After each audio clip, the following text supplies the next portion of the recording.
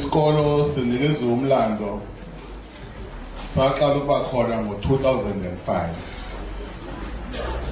So sasingekho lesikolo before 2005.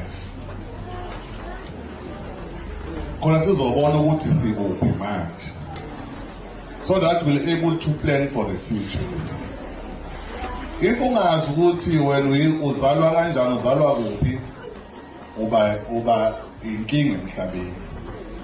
Ngoba awuzazi ama-roots akho ukuthi usuka kuphi. So it's very important to understand that. That's why kubalulekile siyaba-appreciate those who came before, laba afike ngaphambi kwethu.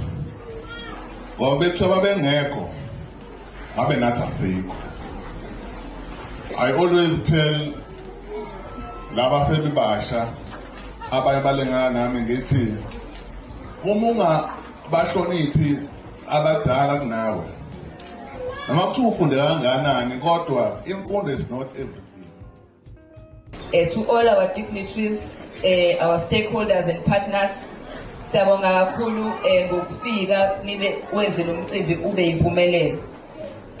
Lokhu kusikhombisa nokufundisa ukuthi indeed education is a societal matter. Kuyona yethu kuphela, ngeke sikwazi ukuqhubeka ne-education bantu abami uma bengekho abazali bethu, bengekho ama-partners bethu.